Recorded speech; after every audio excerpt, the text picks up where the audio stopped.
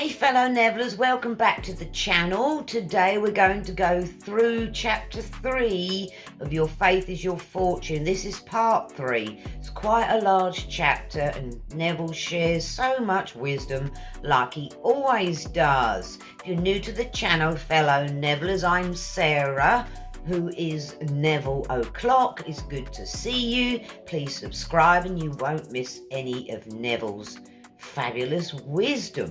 Let's dive in, fellow Nevillers, part 3. Neville writes,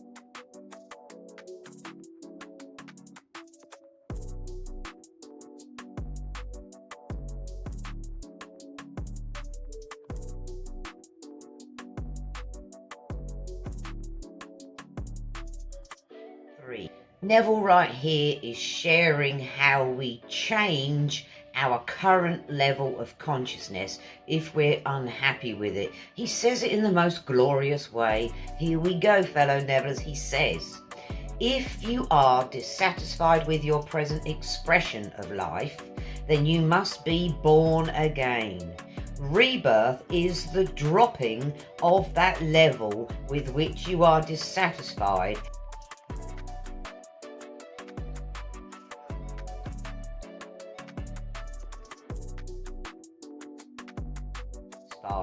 and rising to that level of consciousness which you desire to express and possess. It sounds really easy. This is where I came into my, my journey is about here, or it was about 6 months ago, where we realised we're not happy with our external world, our 3D, which has been caused or is the cause of what's in our consciousness, i.e., as Neville says, if you are dissatisfied with your present expression of life. That's a lot better to say it that way. So our present expression of life is contained in our consciousness because it is the only reality. And that's what we have to change if we desire something different, better, more ideal in our real life, i.e. 3D out here. Neville makes it sound simple, and it is really. He says rebirth is the dropping of that level with which you are dissatisfied, i.e. where we are now. That's what we want to change, right?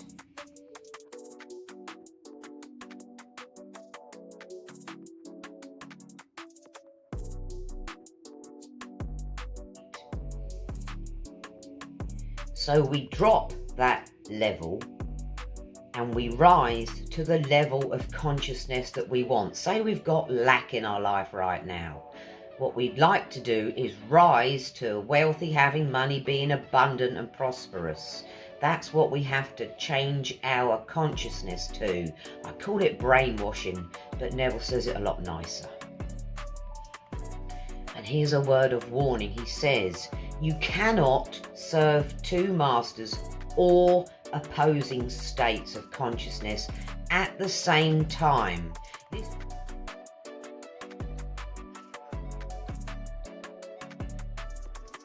This generally trips people up a little here.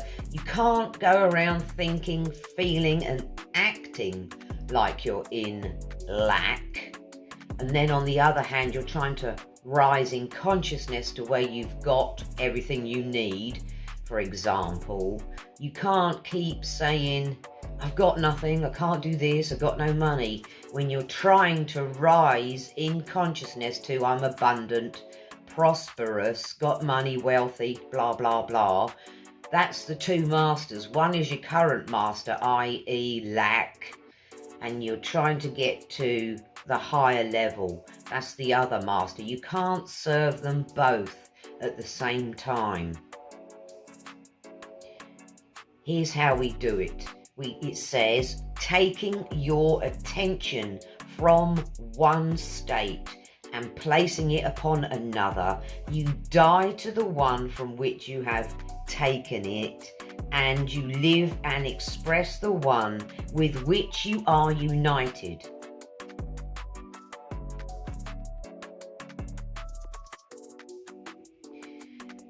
And that's what we do, fellow Nevillers. When we get united with our new level of consciousness, we've done that via SATs and how we fall asleep, convincing ourselves that we are wealthy or whatever it is we want, a new SP, homeowner, success. That's how we do it, fellow Nevillers.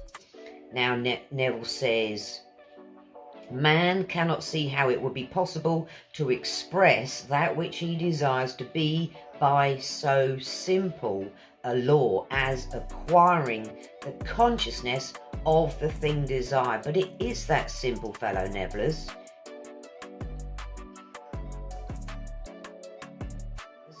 He says the reason for the lack of faith on the part of man is that he looks at the desired state through his consciousness of his present limitations.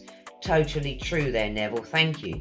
So we go around thinking that we've got lack. We want to rise in consciousness to where we're wealthy, but we're looking at the wealth consciousness from our current state of consciousness, which is lack. Neville says this is where our lack of faith comes in. Then he tells us one of the first things man must realise is that it is impossible in dealing with this spiritual law of consciousness to put new wine into old bottles or new patches on old garments.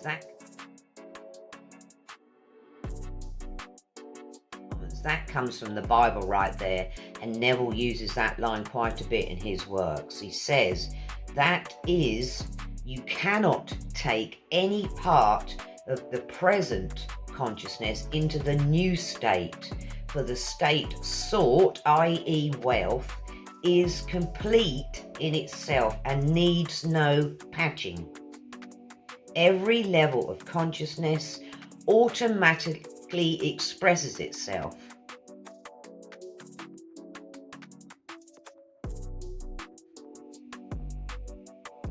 Then we've got some more instructions. To rise to the level of any state is to automatically become that state in expression. That's how we know we've risen in consciousness. And he says, but in order to rise to that level that you are not now expressing, you must completely drop the consciousness with which you are now identified. Until your present consciousness is dropped by you, you will not be able to rise to another level. Do not be dismayed. This letting go of your present identity is not as difficult as it might appear to be. The invitation of scriptures is to be absent from the body and be present with the Lord. We discussed this in our other videos. I'll put a link down there, my lovelies.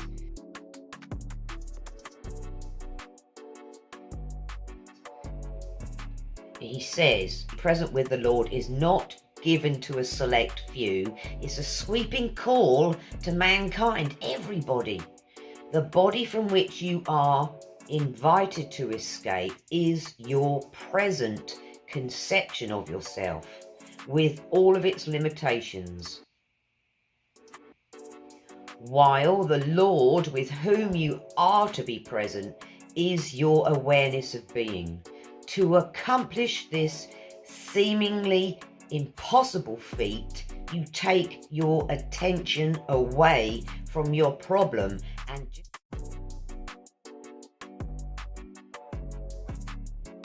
you say silently but feelingly, I am. Don't condition this awareness, but continue declaring I am. You know, when you fellow Nevillers go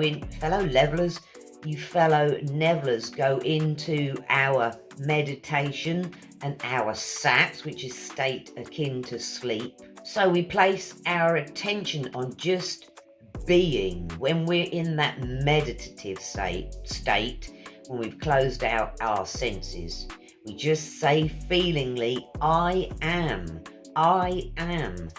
Don't condition it, he says. He says, but just continue declaring, I am, I am. Simply feel that you are a faceless and formless awareness.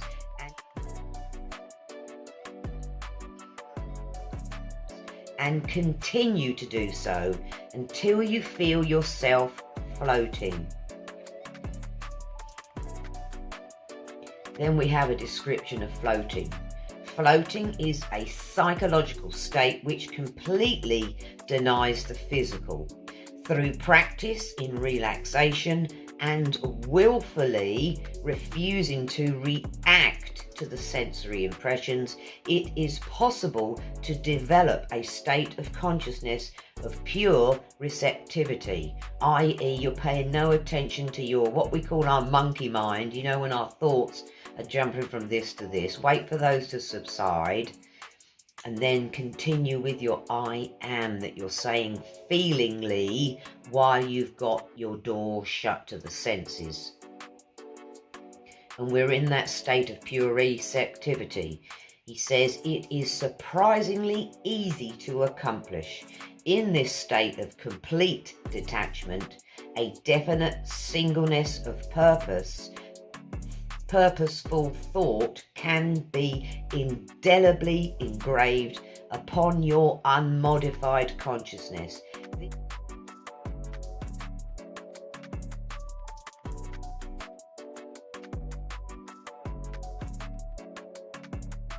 This state of consciousness is necessary for true meditation. And that's exactly what we need to do. Get to that receptive stage in our meditation where we're receptive to where we direct our attention to, i.e. either I am wealthy, we can chant that or affirm that, or I am successful. Whatever it is you're trying to manifest, fellow Nevillers, that's what we do in our true meditation, as Neville says, because it can be indelibly engraved on our consciousness. That's what we're trying to do, engrave our consciousness with our new wish desire.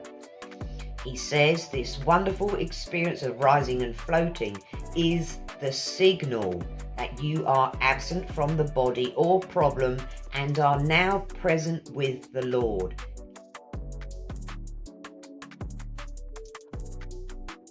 Get to that point, fellow Neville. This is a beautiful place to be in meditation.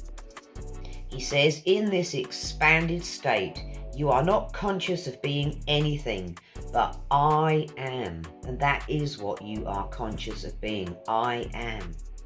You are only conscious of being, is what Neville says.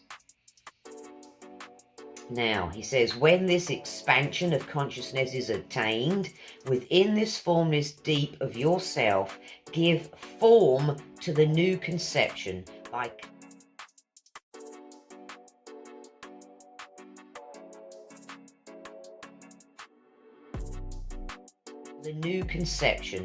claiming and feeling yourself to be that which you, before you entered this state, desired to be. You will find that within this formless deep of yourself, all things appear to be divinely possible. And it does. When you get to that stage, it's like, I can do anything. He says, anything that you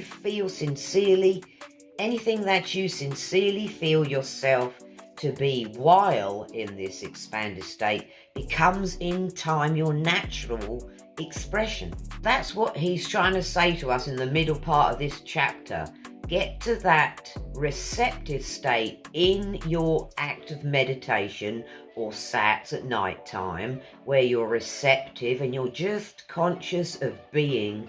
Then engrave your consciousness with what you want to be by simply affirming and feeling that your wish is true. You feel that you are it now.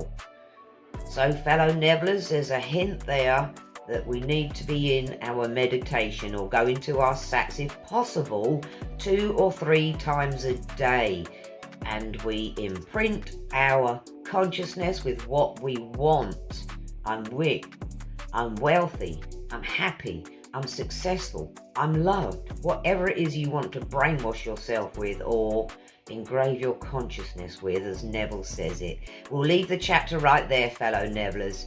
Neville's just trying to show us we get to that meditative state where we feel we are just conscious of being, and that's the place where we state what we want to manifest in the outside world.